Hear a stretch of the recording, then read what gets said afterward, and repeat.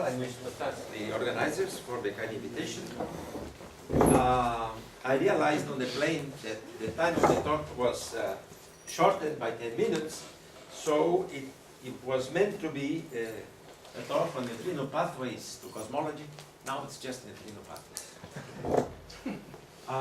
In this talk, I will basically give an overview of the status of neutrino physics and very briefly indicate in which ways neutrinos might provide useful hints towards a more complete fundamental theory of cosmology.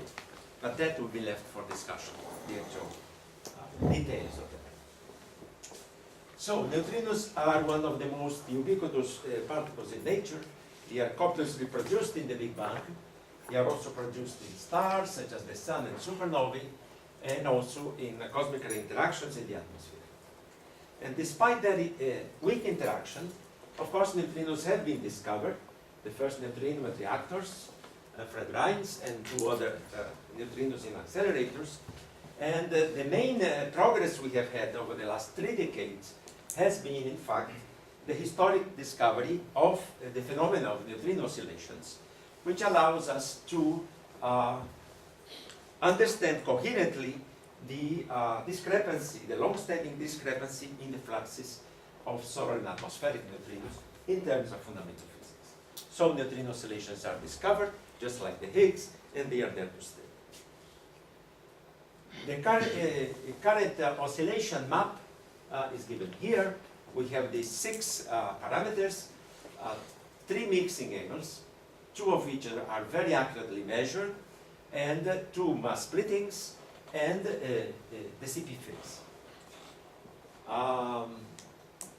4 of these parameters are very well determined by current data, and one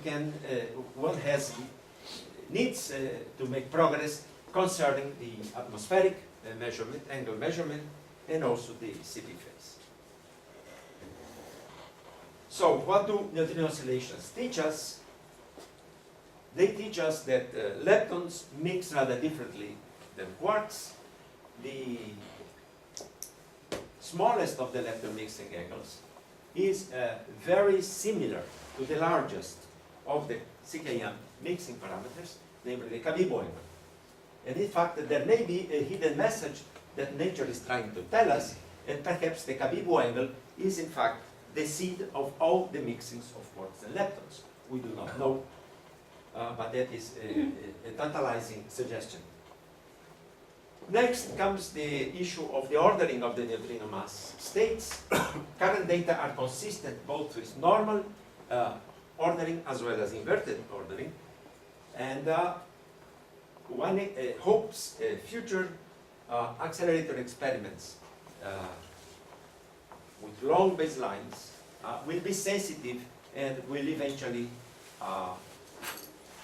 sort out which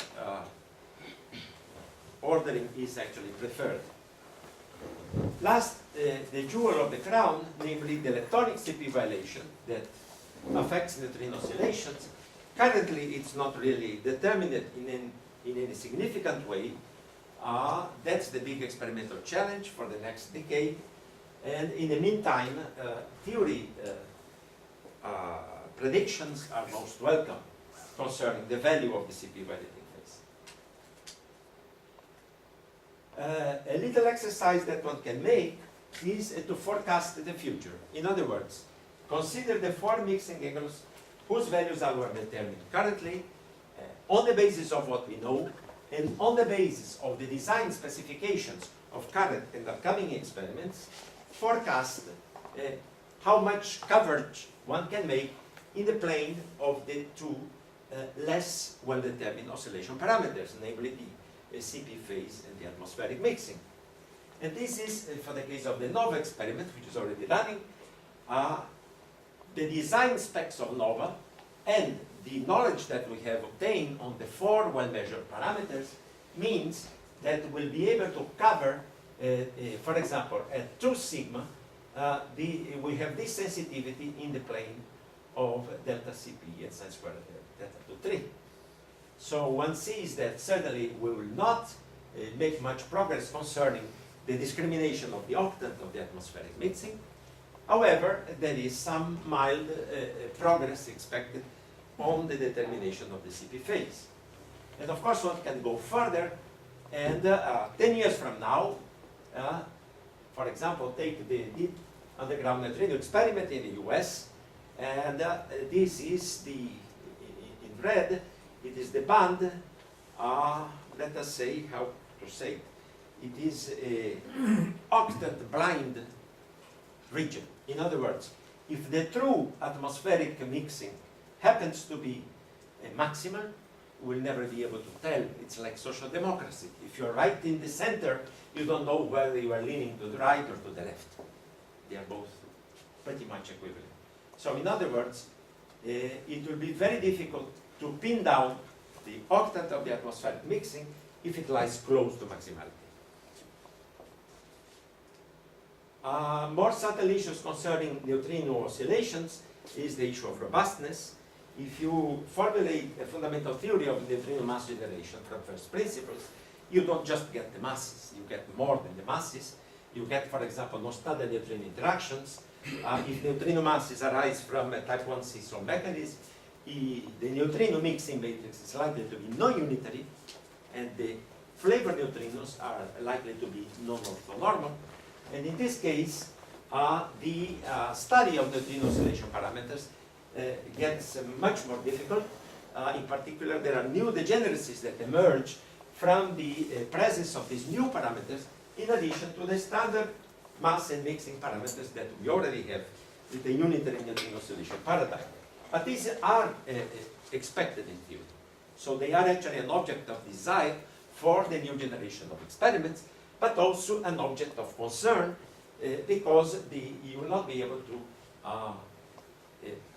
extract the neutrino oscillation parameters in a way as simple as you might have expected.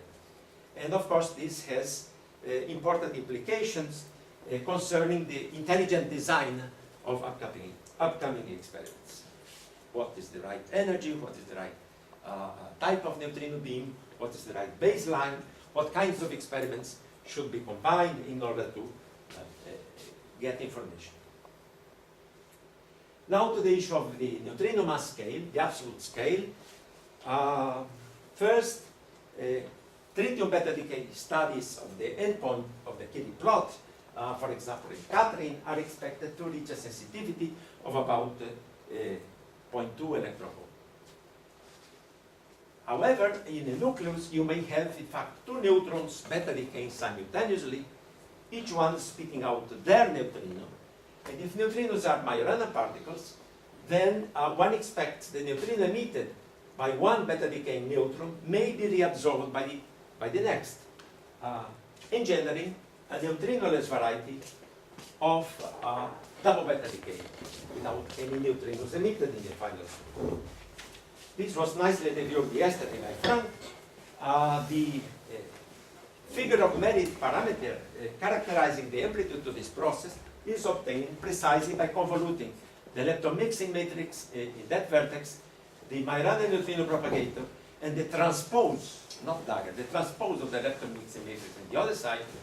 And the first observation is that we know a lot of information about the lepton mixing matrix from current neutrino oscillation experiments. So we input that information, and you determine the bands in green and pink, which are expected should the neutrino spectra be of inverted or normal type.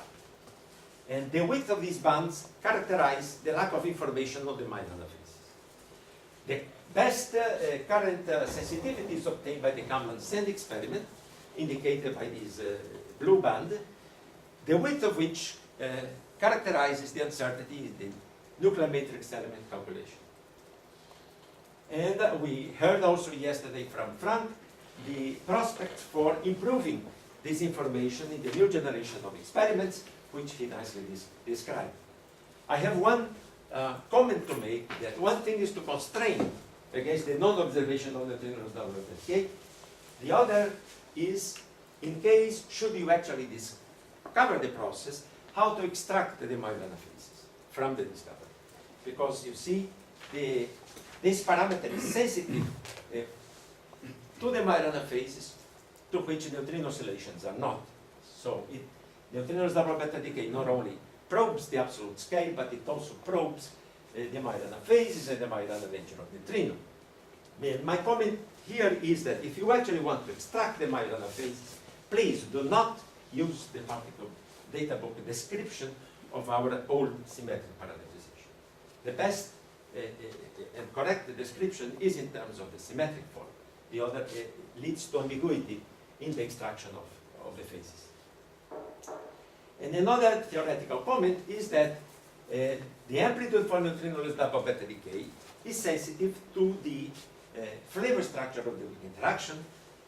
Even, for example, if you take normal hierarchy neutrinos, where the amplitude could cover any value along this gray band, if you have a symmetry that explains the neutrino oscillations parameters, it is likely to produce a lower bound for the amplitude of neutrinoless double beta decay, even in the case of normal hierarchy, where it is generically not expected, because generically there might be fully complete destructive interference amongst the light neutrinos that engender the process.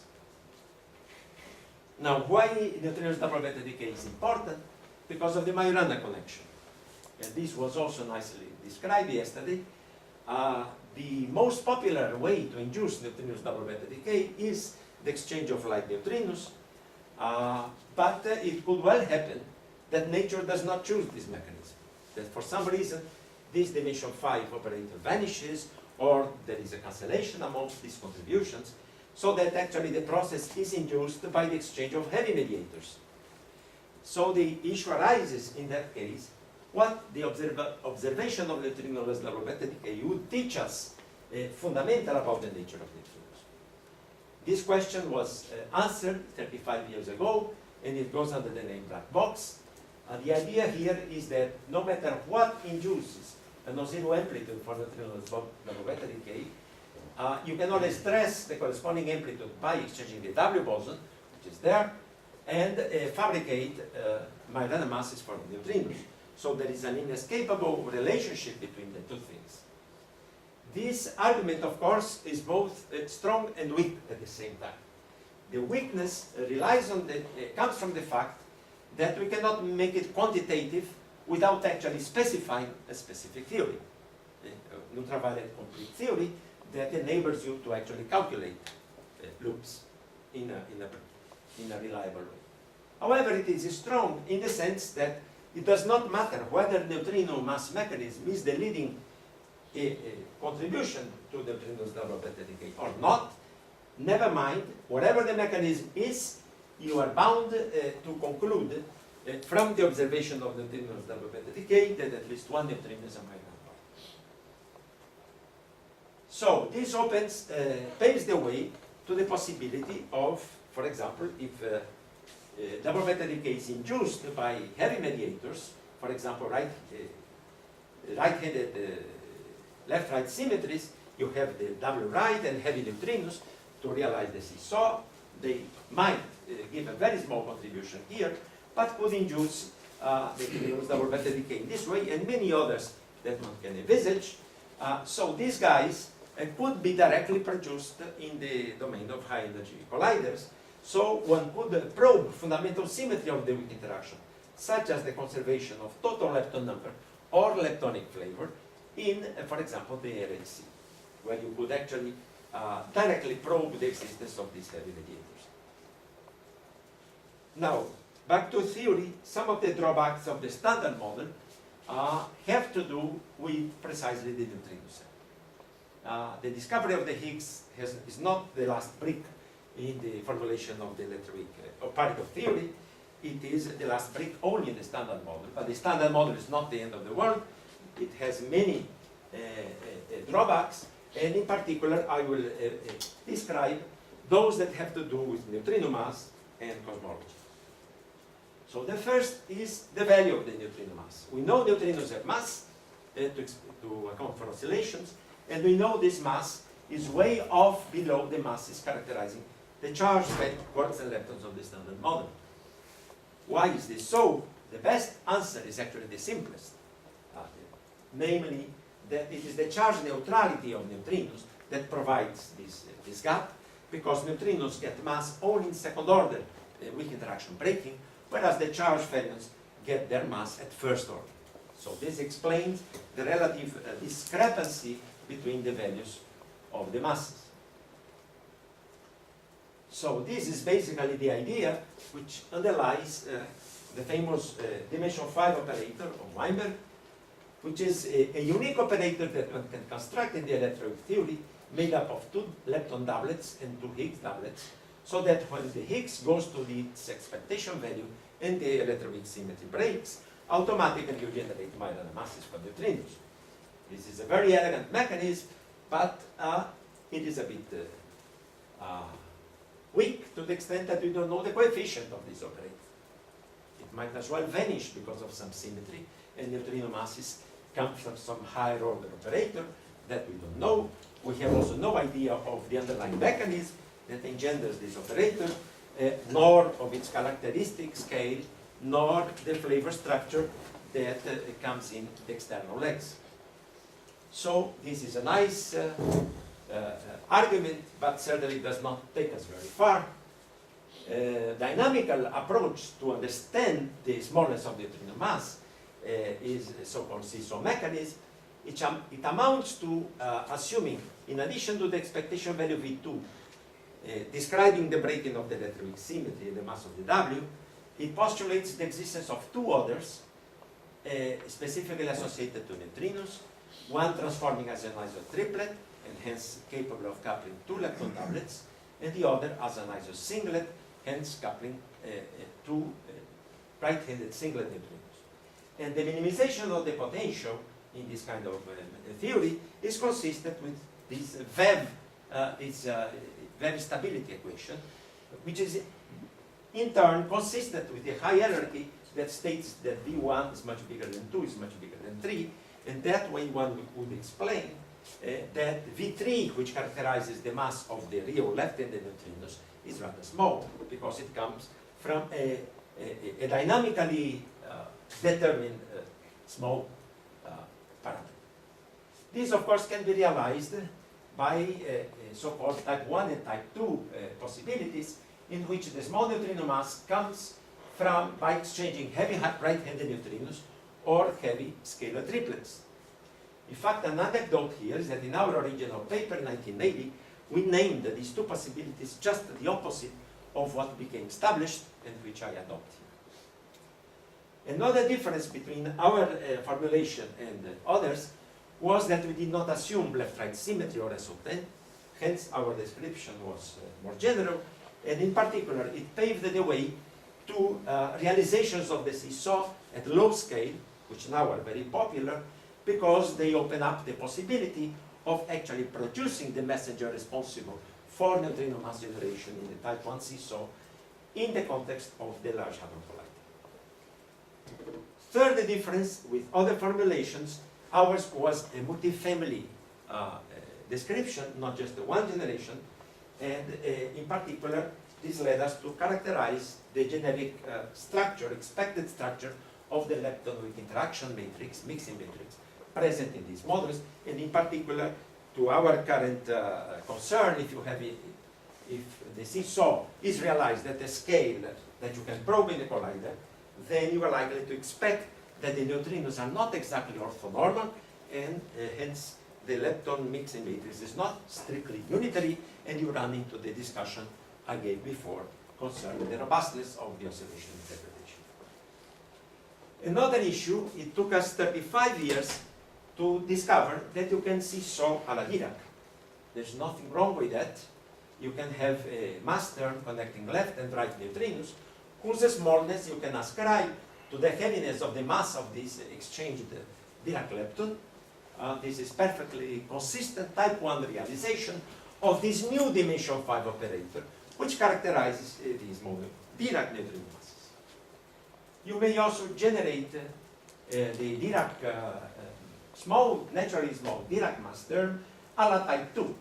In this case, the required ingredient is that you should add, in addition to the standard Higgs boson doublet H, another leptophilic guy, Kappa 5, coupling to the two neutrinos and acquiring through this vertex some induced, naturally small induced vacuum expectation time. Again, this is just type 2 seesaw, but for Dirac neutrino. The smallness of the neutrino mass is natural from the point of view that in its absence the theory has a higher symmetry, very much like in the other case. And that is the issue, why should you have the right-handed neutrino in the first place? Well, this issue already exists, for example, for people that motivate the seesaw from the grounds of SO5, SO10.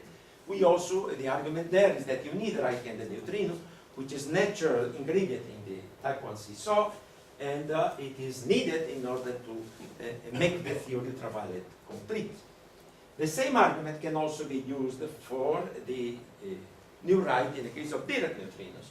And for example, this is one example, a class of electroweak completion based on string theory, whose consistency, namely anomaly cancellations, automatically require the existence of the right-handed neutrino and automatically make Dirac stare at us with his type 2 seesaw.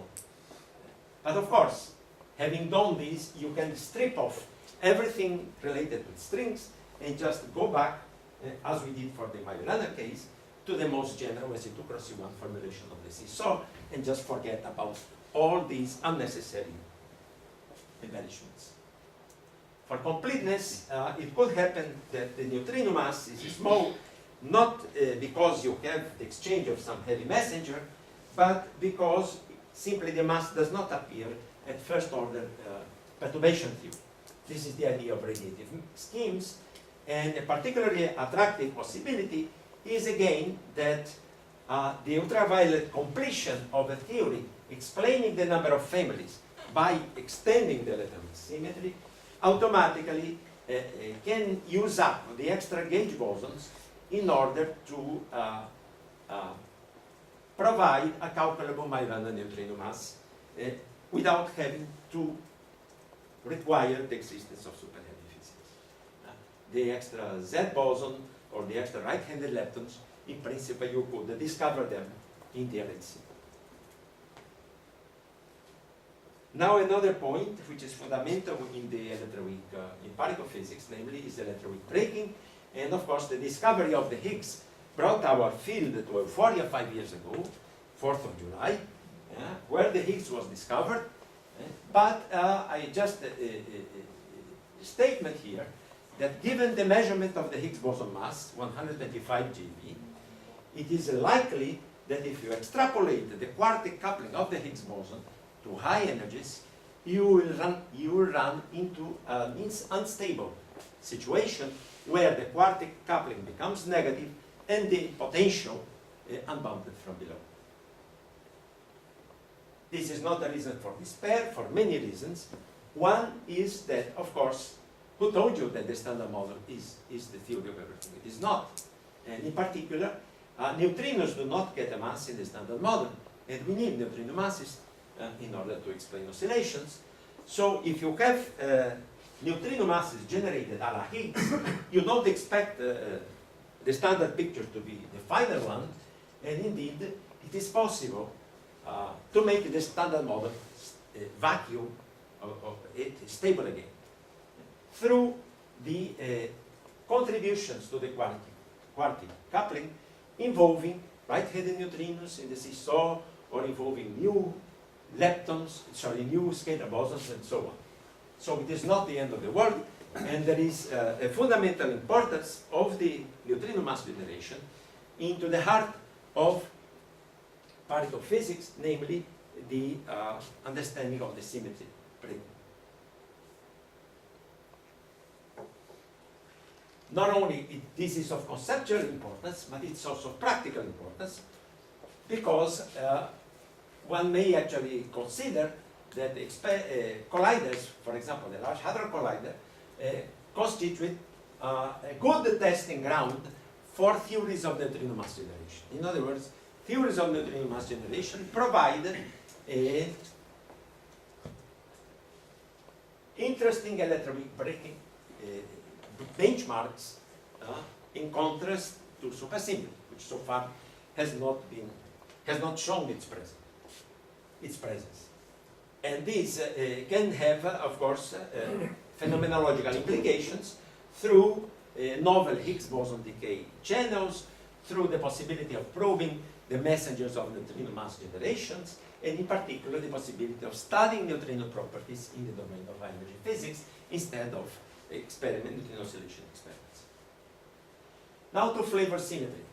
The standard model gives us a perfectly good description of the interactions between quarks and leptons acting vertically, but we have to take 3 Xerox copies of the theory. We don't know why 3, and also we have no idea concerning the intergenerational parameters, in particular no idea why the lepton mixing is characterized by big angles in contrast to the CKM. So one possibility here is that you postulate the existence of some horizontal family symmetry. For example, it could be a global symmetry, and a very simple example is A4 is a very small group. It's just the symmetry of the tetrahedron, and it has the property that you can assemble the 3 families into an irreducible representation. Hence, you can make predictions for the mixing parameters. And the very simplest model, which was suggested along these lines, predicts maximal atmospheric mixing and zero reactor mixing. Of course, the measurement of diabase tell us that we need to correct this model. Atmospheric theta 13 is not 0, and a way to do it implies immediately not only that theta 13 is non-zero, but also, at the moment it is non-zero, you have leptonic CP variation in neutrino oscillation characterized by Yasko invariant. So this parameter is generated, but not in an arbitrary way. It is generated in correlation with the other unknown parameter of the lepton mixing matrix, namely the atmospheric angle, according to this green correlation. It's actually a prediction of the model. The parameters lie along the green region, so you have a tantalizing possibility that if you ever discover that the preferred octet of atmospheric is the higher one, then CP must be conserved. In contrast, if the preferred octet were the lower octet, then it must be violated maximum. So this is the kind of model that will serve as guidance for future experiments, and certainly they will be tested. For example, in experiments such as Dune. More often than not, these flavor models do not allow you to make predictions for the actual values of the mixing angles, but only correlations. For example, in this case, between the reactor and the solar mixing angle are correlated by this yellow band, and you just compare, at the end of the day, with the global fit neutrino oscillation determination of each of the angles, and you can see, in this case, an example of success. But the procedure itself is very tedious. You start from scratch, from first principles, from a symmetry, representation content, symmetry breaking, diagonalizations, and so on, and at the end of the day, you may or may not have good predictions such as this. This makes some people feel uncomfortable and led some people to ask, can I make flavor predictions which are not so model dependent as this? So in other words, I don't go model by model, maybe I can go by an equivalence class of models to another equivalence class and map out the predictions accordingly. And the idea is simply to exploit the symmetries of the neutrino mass matrix, particularly the CP symmetries, which normally just mean reality of the lepton mixing matrix, but in this case it is generalized CP symmetry because there are 3 neutrino types, so there is an arbitrary matrix X that labels the class of a given class of models. And you can go then class by class, mapping out the predictions of these kind of invariants, this so-called residual CP method, and some people are using these in the last 2 years in order to make predictions which are somewhat more generic. Still another aspect of the flavor problem, I mentioned already, explaining why the leptons mix strongly in contrast to the quarks, but we have also to explain the pattern of lepton mixing. You have DSP, UCT, E mu tau. They obey a very funny pattern, and one possibility which people have considered in the past was the possibility of relating quark and lepton masses through grand unification, in particular through SU5. B-tau unification became a landmark prediction of SU5. Today we know SU5 is not a completely viable theory, and also does not provide a framework to give predictions for the quark and lepton masses beyond the third generation. However, in the last 5 years or so, people discovered that you don't need grand unification at all to relate the masses of quarks and leptons. Here you have the mass of the bottom equal to the mass of the tau, but generalized in a flavor-dependent way, thanks to a class of flavor symmetries that can be present just at the standard model level and be able to bring some classification or some light into the pattern of random masses. This is a very nice relation. In particular, it has the tantalizing implication that you can learn about the masses of the most poorly determined quark masses, namely the down and strange masses, just from a knowledge of neutrino oscillation parameters and well-measured parameters such as leptomasses. Finally, to gauge coupling unification, you take here, we are here at low energies, we measure the strong electromagnetic and weak gauge coupling constants. If you just extrapolate on the basis of known physics, you find that they almost meet, but not quite, indicating that perhaps we are close to something extra, but not just the standard model. This, of course, led many people to suggest the possibility of supersymmetric grand unification, because in this case, one can make this join very nicely. But just as a reminder, we have not observed a proton decays, and we have not observed superparticles. So a more mundane possibility could be that the same physics responsible for giving masses to neutrinos is actually capable of tilting the evolution of the gauge coupling constants so as to make them meet at a point corresponding to a unification scale, even in situations where there is not necessarily an embedding of the fundamental theory inside the big group. Now to gravity. We know gravity is a part of nature, but it's not a part of the standard model. And we have a beautiful geometric theory that, of course, is needed to explain cosmology and the motion of the planets. And it is basically geometric. It tells us that matter automatically curves the space-time, and given the curved space, it automatically determines how matter should move. But unfortunately, this beautiful geometrical theory does not talk well with quantum mechanics, and in particular the modern version of quantum mechanics, namely the standard model, it does not really unify with gravity in any simple way. Basically, there are two approaches to this problem, both of which postulate the existence of extra world space-time dimensions, either simply extra world space-time dimensions, like Randolph's Sundrum, who can in fact use this kind of scenario to explain the hierarchy of the weak interaction without using supersymmetry. And of course, at the other camp, you have the string guys who need supersymmetry in order to explain the hierarchy and to make the theoretical frameworks consistent.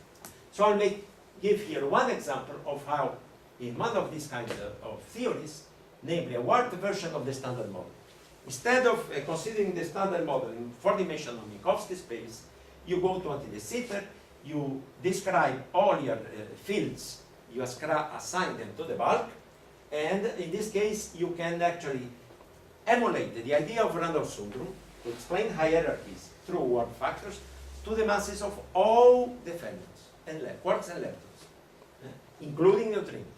So this gives a very interesting way to account for the hierarchies of the quark and lepton masses, but still it does not make predictions on the mixing errors. For that, one needs to have a flavor symmetry, and the non-trivial statement here is that one can add a flavor symmetry to a warped physics scenario consistently. It is not a trivial statement. You have to work out Einstein theory in 5 dimensions, but it can be done, and in the end of the day, potentially you can make predictions for example, Neutrino oscillation parameters. This is one example. The predictions are shown here. The level, they are given all the 4 angles in terms of 2 parameters, And here I give with what precision current experiments resolve these parameters. Currently we are in the green, and if you go to Dune, we'll go to the red. It's already very great improvement. And if you ever have the hyper Kamiokande experiment in Japan, then you would have just a very tiny ambiguity. Now, being absolutely wildly speculative, one may think that, well, if you take SO10, it's a beautiful theory, everybody likes, you can put all the standard model fermions inside the 16, and it naturally contains the right-handed neutrino, which is needed to generate neutrino masses through the seesaw. Everybody's happy with this music. In the very old days, people tried to play this music louder, in the sense that maybe the fact that there are 3 copies of 16s, of spinors, actually could be explained from having a common ancestor, a higher orthogonal theory, whose spinorial representation would break into the known one and automatically explain why we have 3 as a multiplicity. The problem with that idea is that because of the algebraic structure of these theories, the Clifford algebraic structure, you have this chirality problem. You generate all the fermions in mirror pairs, and the theory is inconsistent with the V minus A nature of the weak interaction. So very recently, just a month old, we came up with an idea to put the whole thing in a works scenario. So in this case, what happens is that because of the orbifold boundary conditions, you can decouple all the unwanted right-handed fermions, but still we were left with 8 generations of 16 spinorial representations, and 8 is a large number. Would you observe in nature only 3? There is the possibility, still of course to be scrutinized more carefully, that perhaps it is possible to have, because of this original SO8 in theory breaks to SO10 cross SO8, the subsequent breaking of the SO8 could lead to a confining hypercolor theory based on SO5, which would become confining at a scale of a few teravolts, and thereby would get rid of the 5 unwanted families, chiral families, that presently would have, in principle, a new approach to the theory of everything, without need, by the way, of requiring supersymmetry. Now, some comment about cosmology. Most of what we know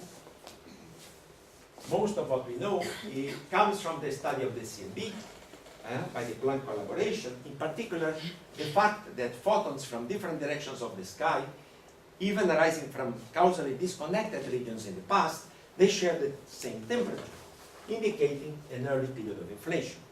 What do neutrinos have to do with this picture? Of course, neutrinos constitute the utmost messenger of the early universe. Because of that feeble interaction, they can probe the universe at epochs which are much earlier than the last scattering surface, and in particular they can probe the epochs in which neutrino masses were being cooked, dark matter was being generated.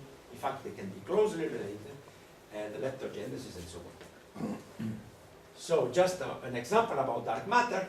You know from the measurement of the power spectrum in the CMB, you know that the 85% of the matter in the universe is dark, but only up to 1% can be made of neutrinos.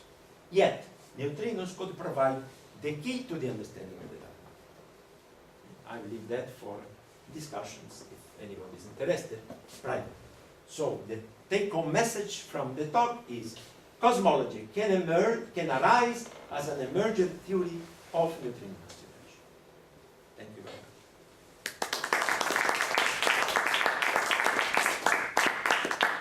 We have time for 1 or 2 questions.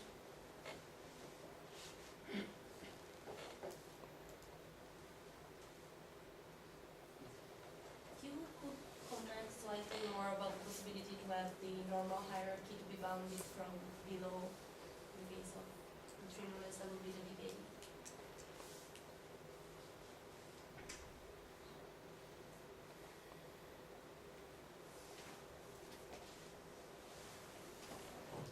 So,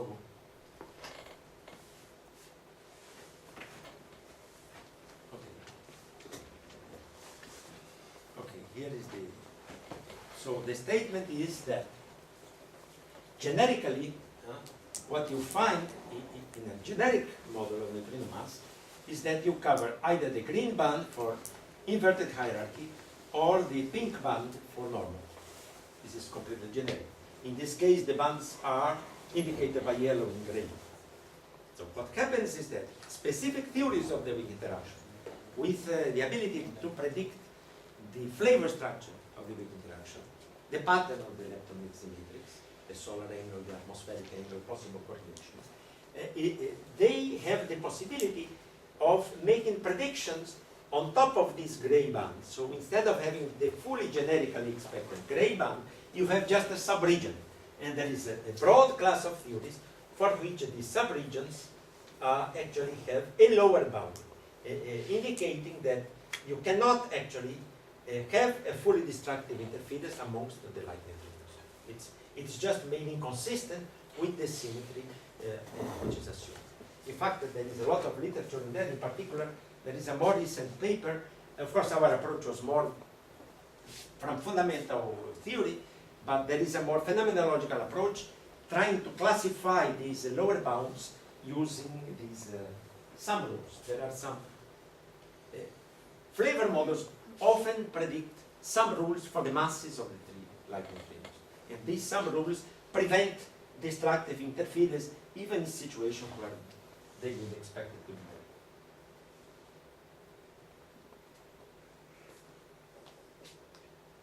Okay, so if there are no more questions, let's think. I got one. Yep. The last transparency, when you were at the very end, Jose, there was a book. Which one? The very last one? Yeah. All the way to the end. Maybe. I ask you later. Well, It's it's the fast. book that you had there in the Yeah. Well, that's an advertisement. You can tell me later. Okay, it's not project now. I mean, basically, it's a textbook, but it was written from the point of view that neutrinos can provide us the lampposts towards new physics and also provide us guidance to cosmology. Okay, later you give me the title and the author. Okay. So you made two provocative statements right at the end. And so, since time is short, I'll let you choose which one you want to defend or elaborate upon. One was cosmology as an emergent theory of neutrino mass generation. It's just a word, but it means... So that was one, and the other was that everything we know about cosmology comes from Planck. No, I did not want to say that. That could really I hurt. just meant... I'm glad you did not want to say it, but you did say it. Of course, no. Of course, it comes from a variety of experiments, but it so happens that for many of the neutrino restrictive parameters, the most stringent bounds come from Planck. And the other is an emergent theory. It's only a catchword, but all it means is that the same theory that provides neutrino their mass may explain us why the universe inflates, what is the dark matter, is it a WIMP or not a WIMP, is it stable or it decays. All these issues can be intimately tied with the physics of neutrinos. So in that sense, it is the same physics. And neutrinos is projecting, the physics of neutrinos is projecting into cosmology in order to complete the Big Bang model. Right. I like your neutrino glasses, and I like your retraction of the first statement. Thank you. Okay, let's thank Jose again.